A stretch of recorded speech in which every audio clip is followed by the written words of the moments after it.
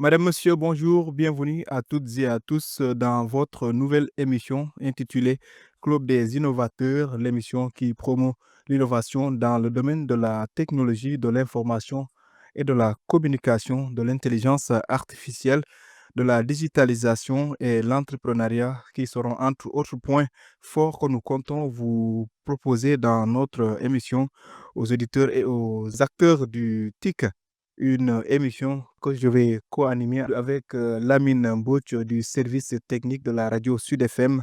Bonjour Lamine Mbouch. Bonjour, monsieur Mané. Bienvenue dans cette nouvelle émission. Pour ce premier numéro, nous allons aborder avec plaisir avec notre invité. Il s'agit de Abdoulaye Niass. Bonjour Abdoulaye. Bonjour Moulaven. Je rappelle que vous êtes journaliste de profession, doctorant en sciences de l'information et de la communication et chercheur dans les modèles socio-économiques des médias. D'abord, faisons focus sur quelques statistiques concernant la pénétration d'Internet au Sénégal. Statistiques selon le rapport récent de We Are Social, une agence créative dans le digital datant de janvier 2024 au Sénégal. Au début de l'année 2024, selon ces statistiques, il y a un peu plus de 10 millions d'utilisateurs d'Internet, alors que la pénétration d'Internet s'élève à 60%, toujours au Sénégal, qui compte un peu plus de 3 millions d'utilisateurs des réseaux sociaux en janvier 2024, soit 20% de la population totale, entre autres statistiques. Déjà, quelle appréciation faites-vous de ces statistiques?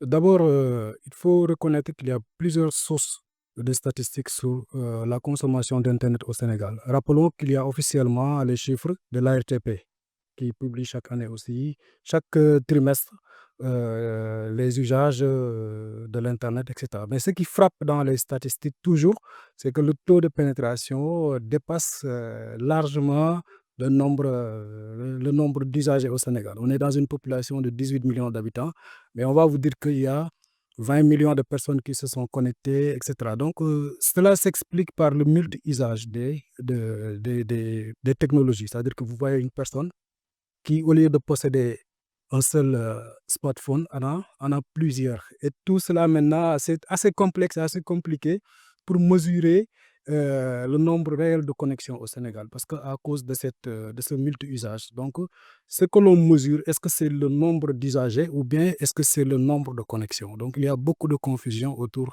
de l'usage de l'Internet au Sénégal. C'est la principale particularité, la principale difficulté quand on fait des recherches dans ce domaine. Par rapport aux Par statistiques. rapport aux statistiques. Mais c'est vrai que aussi au Sénégal, le Sénégal est en avance par Mm. rapport aux autres pays de la sous-région, par exemple. Cela fait que le Sénégal, les technologies sont effectivement bien en avant. Les infrastructures de télécommunication sont en avance et en fonction de la concurrence, etc. Chaque jour, vous voyez les opérateurs proposer des promotions. À chaque fois, il y a une baisse des tarifs qui favorise aussi cet usage massif des technologies numériques. Avant d'aborder une des thématiques de cette émission, d'abord, à votre niveau, Lamine Mbodj, quelle appréciation faites-vous de ces statistiques? Oui, comme M. Niass vient de le dire, hein, les statistiques sont entre autres données par plusieurs organes. Et donc, leur fiabilité aussi, il faut faire attention par rapport à ça. Maintenant, ce qu'il faut savoir, c'est que tout ce que nous faisons se portera, Inch'Allah, sur les statistiques qu'on a données. Donc, c'est un peu ça par rapport à l'intervention que je vous Quel ai. que soit le doute qu'on peut avoir de leur fiabilité. Oui, c'est un peu ça. D'abord, entrons dans d'autres thématiques. D'abord, nous allons parler de la digitalisation et du numérique. À votre niveau, Monsieur Niass, qu'est-ce que cela veut dire, la digitalisation? Ça renvoie à quoi? Alors, la digitalisation, c'est un terme anglais, hein. C'est un terme anglais qui vient de digital. Digitalisation, c'est un processus, une transition qui part d'une pratique ou bien d'un système ancien vers un nouveau système numérisé. Par exemple, l'usage du papier dans les entreprises. Vous voyez que des gens qui utilisaient pratiquement le papier, etc., vont chercher à dématérialiser pour numériser, utiliser seulement le numérique. Et c'est ce processus-là qu'on appelle digitalisation. Et c'est en vogue dans la société, hein. depuis pratiquement quelques années, depuis les années 2000, vous voyez que dans tous les secteurs d'activité, on parle de digitalisation, de dématérialisation. C'est-à-dire que ce changement de processus qui part d'un système ancien vers un nouveau système qui sera complètement numérisé. L'usage de papier, par exemple, comme j'ai donné comme l'exemple que je viens de donner tout à l'heure, pour maintenant passer à complètement aux usages plus numérisés, quoi. C'est ce processus-là qu'on appelle digitalisation. Il y a d'autres qui parlent de dématérialisation même, en fait. C'est-à-dire qu'on passe Il y a plusieurs voilà, il y a plusieurs appellations. On parle de dématérialisation, certains parlent de transformation digitale. Donc, c'est tout cela pour juste qualifier ce même phénomène de passage d'un système physique vers un système plutôt numérique. Lamine Mbodj, vous qui êtes rédacteur de l'informatique, quelle peut-être lecture faites-vous de ce qu'on appelle la digitalisation? La définition. Donc, c'est une conversion, c'est une conversion d'informations provenant des images, texte, audio ou vidéo ou un signal électrique en signaux numériques. C'est simplement ça. C'est ça la définition technique qu'on peut apporter. Donc, à travers cette définition technique, est-ce que peut-être cette définition se rapporte aux réalités, peut-être aux spécificités entre des domaines selon les domaines? Par exemple, au niveau de la technique, est-ce que vous parlez de la digitalisation, par exemple? Qu'est-ce qu'on peut comprendre, nous, peut-être citoyens lambda qui n'ont pas peut-être assez de niveau par rapport à ça? Oui, comme je viens de vous dire, c'est en termes simples, des signaux électriques pour la plupart qu'on convertit en signaux numériques, analogiques vers le numérique.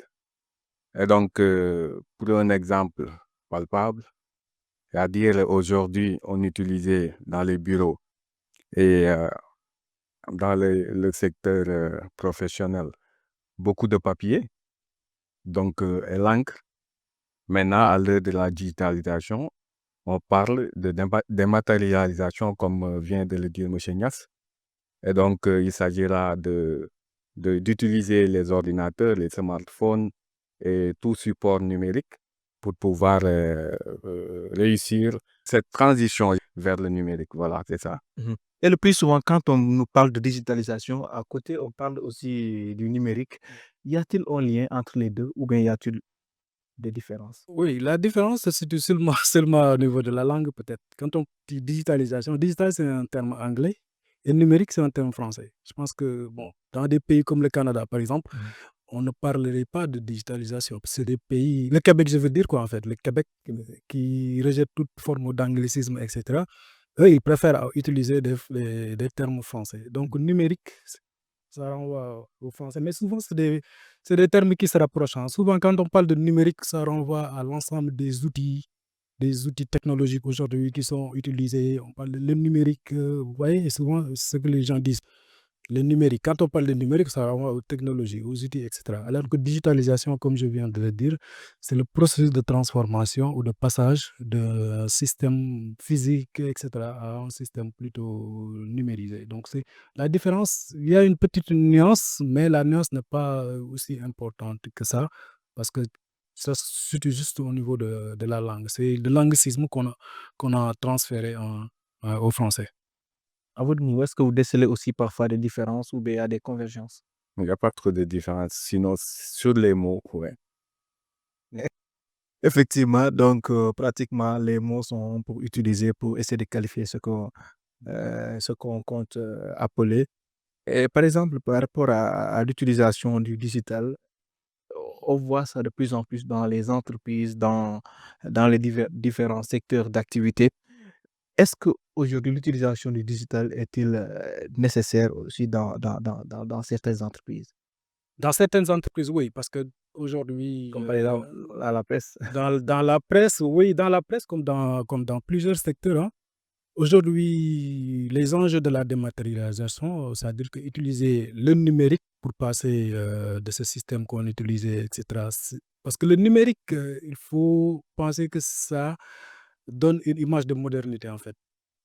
Quand vous voyez une entreprise très performante dans le terme numérique, etc., on dit que c'est une entreprise moderne. Donc, c'est cette image-là que renvoie l'Internet, les outils technologiques, etc., etc. Donc, ceux qui les utilisent, les appliquent mieux, on dit qu'ils sont dans leur temps, ils utilisent, etc. Donc, pour venir à votre question, ça veut dire que c'est bon. Ceux qui disent que c'est nécessaire ou c'est utile, c'est parce qu'ils ont fait des études et ils se sont rendus compte que le numérique a des avantages. C'est-à-dire que les systèmes ou bien des processus de production qui étaient beaucoup plus complexes, beaucoup plus pénibles, le numérique peut permettre de les simplifier. Et cette simplification peut permettre de gagner en efficacité dans le système de production, mais également de réduction de coûts. Par exemple, vous produisez dans un système avec des machines, etc., ou bien vous employez beaucoup de personnes qui, dans le système de production, dans la chaîne de production, font des tâches répétitives, etc. Une digitalisation, par exemple, en remplaçant cela par un robot ou bien quelque chose, un autre outil numérique, peut permettre de simplifier la tâche et puis les tâches répétitives peuvent être ennuyeuses et avoir des impacts sur la santé des employés. Or, si c'est un robot n'est jamais fatigué, il peut être plus efficace, il peut avoir un volume de production beaucoup plus important. Donc, c'est en fonction des secteurs en fait qu'on peut bien apprécier si effectivement ça a une utilité. Vous avez cité le secteur de la presse. La presse, hier, produisait peut-être, si aujourd'hui on prend le système audiovisuel, les images, comme l'a dit M. Mbouch tout à l'heure, les images étaient analogiques. Aujourd'hui, c'est numérique. Si vous numérisez le son, le signal, etc., ça peut permettre un meilleur transport, un meilleur partage, plus rapide, plus efficace. Aujourd'hui, si vous prenez la presse, avec la presse en ligne, etc., les gens, peut-être pour distribuer une information de Dakar à Ziguinchor, c'était un peu plus compliqué, le système de transport, etc., le journal. Aujourd'hui, vous numérisez le journal, le PDF est bouclé. Tout de suite, le lecteur de Ziguinchor peut le recevoir. Donc, ce sont ces termes, ces exemples de gains qui pensent en fonction des secteurs, l'aspect pragmatique, la rapidité, l'efficacité et surtout la réduction du coût qui fait que le numérique est souvent avantageux. L'utilité peut-être du numérique dans certaines entreprises. Est-ce que vous voyez ça réellement comme Bon, je commence un impact? par vous dire que celui qui ne sait pas utiliser le numérique est un analphabète. On est dans un monde où, voilà, on parle de smart city, les villes connectées et tout. Pour manger, il faut taper sur les smartphones, les supports numériques. Pour payer, il faut utiliser un support numérique. Pour avoir un papier état civil et tout. Donc, tout est dématérialisé. Maintenant, l'utilité au sein des entreprises de presse plus particulièrement, on voit que de nos jours, vous ne pouvez pas travailler sur les papiers seulement. Vous avez besoin d'ordinateurs pour le montage de vos reportages. Vous avez besoin de tirer pour l'utilisation au niveau du journal. Donc, c'est quelque chose d'incontournable. On ne peut pas se passer du numérique. C'est le monde moderne, donc il faut s'adapter, il faut suivre, sinon, voilà, on va te laisser en rade. Donc, est-ce qu'on peut aller jusqu'à dire que c'est un enjeu fondamental pour rester dans la compétitivité, surtout dans des entreprises? Bien sûr, parce que, par exemple, si on s'intéresse au financement des médias, aujourd'hui, on se rend compte que de plus en plus, les annonceurs migrent vers la publicité en ligne, vers la publicité en ligne et les réseaux sociaux qui captent l'essentiel, Facebook, Google, etc., qui captent l'essentiel aujourd'hui des recettes publicitaires. Et là, c'est parce que c'est numérique. C'est la publicité numérique. Donc, comme il a dit, il faut s'adapter dans ce contexte-là. Et puis, les médias traditionnels ont perdu essentiellement beaucoup de ressources à cause de cette digitalisation. Les gens préfèrent aujourd'hui aller faire de la publicité sur les réseaux sociaux ou bien sur la presse en ligne parce que ça permet de toucher beaucoup plus de personnes et avec des coûts assez réduits.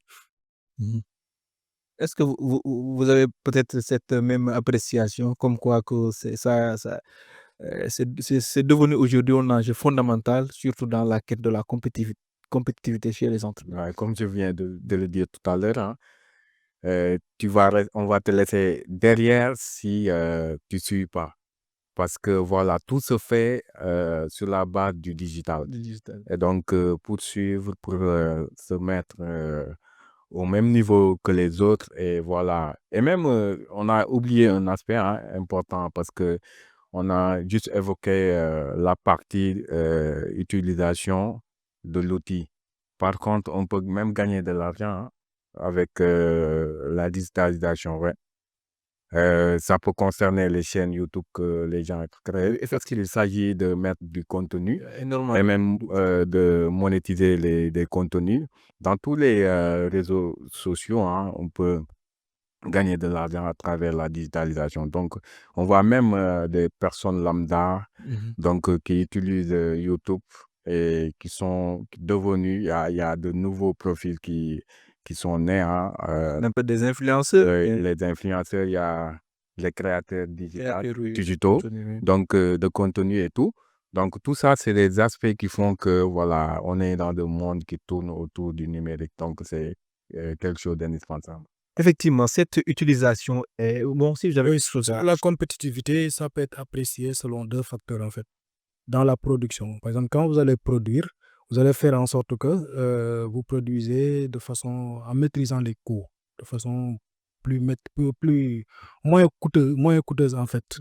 Ensuite, parce que si vous produisez, par exemple, dans la compétitivité internationale, si vous produisez avec, d'autres personnes, par exemple, vous produisez à des coûts, exorbitants, vous ne vous ne parviendrez pas à vendre sur le marché.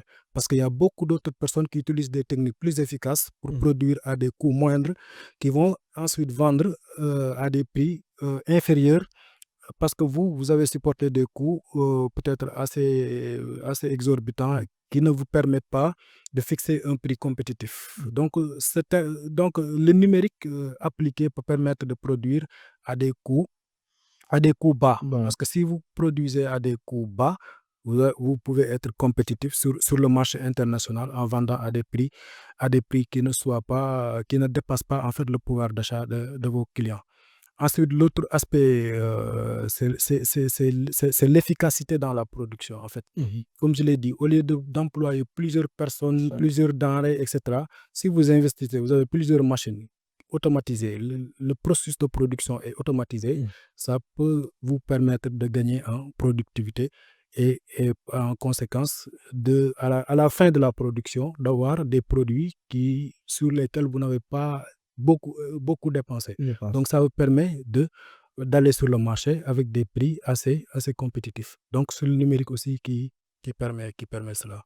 Effectivement, et merci pour ces éclairages. Concernant toujours cette digitalisation, on constate qu'aujourd'hui, pratiquement, beaucoup d'utilisateurs sont sur les réseaux sociaux, se lancent dans cette digitalisation, mais qui n'est pas sans conséquence. On voit que les gens sont beaucoup exposés aussi à la cybercriminalité, entre autres, on voit ça en ligne.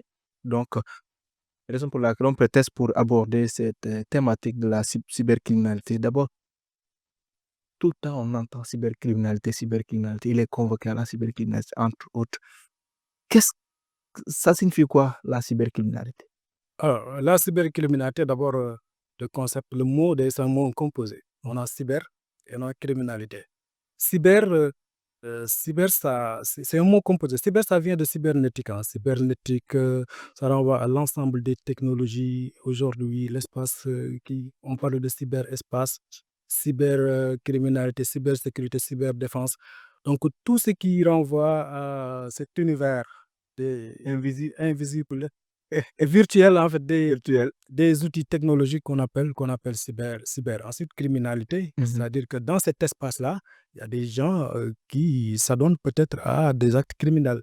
Criminalité, ça renvoie peut-être à toutes les infractions, tous les actes illégaux qui sont, qui sont, qui sont, qui sont réalisés ou qui sont effectués par des personnes malveillantes, quoi, en fait. Il y a beaucoup d'exemples, peut-être que je pense qu'on y reviendra. Mais cybercriminalité, il faut retenir que c'est un mot composé qui vient de cybernétique, qui renvoie à cet espace virtuel, etc., à l'usage des technologies et de la criminalité.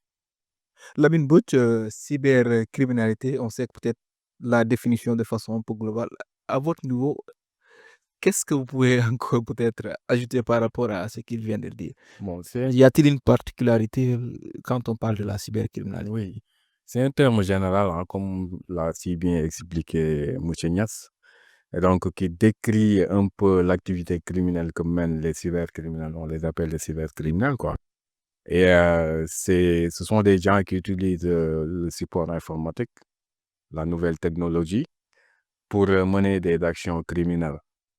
Ça peut être un piratage de réseaux informatiques, un ransomware, comme on le dit, et donc beaucoup d'autres termes qu'on peut utiliser ici pour décrire la cybercriminalité. Mais pour être bref, c'est une activité criminelle que mènent certains qui utilisent cette opportunité qui est la technologie pour faire du mal, pour faire le banditisme moderne.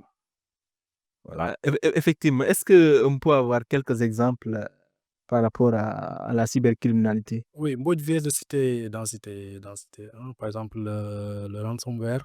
Par exemple, il y a des gens qui peuvent vous envoyer, qui peuvent crypter, en fait, l'usage, qui peuvent intégrer votre système informatique et crypter certaines données, vous empêcher d'y accéder et vous demander de l'argent. Ransomware, ça renvoie à rançon. Ils vous demandent une rançon pour maintenant débloquer.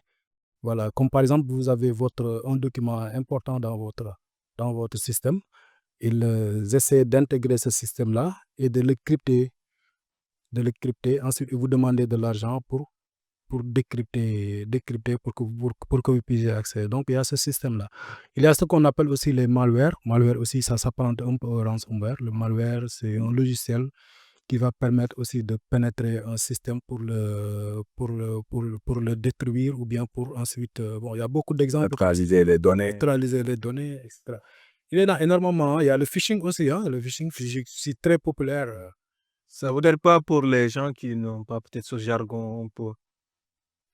C'est une technique qui permet en fait de récupérer des mots de passe, des informations personnelles en général. Et donc voilà, pour les utiliser à des fins, comme il l'a si bien expliqué, donc personnelles. Voilà. Et qu'est-ce que ça représente pour nous, les utilisateurs des réseaux sociaux, nous qui s'activent dans la digitalisation, entre autres? Est-ce que ça présente, au regard de ce que vous venez de dire, ces exemples, est-ce que ça présente une menace d'être dans la digitalisation, d'être sur les réseaux sociaux? Bien sûr, nous sommes tous menacés. C'est comme le monde réel, en fait. Quand vous sortez, vous remarquez que vous pouvez être intercepté par des agresseurs, etc. Je ne me sais pas.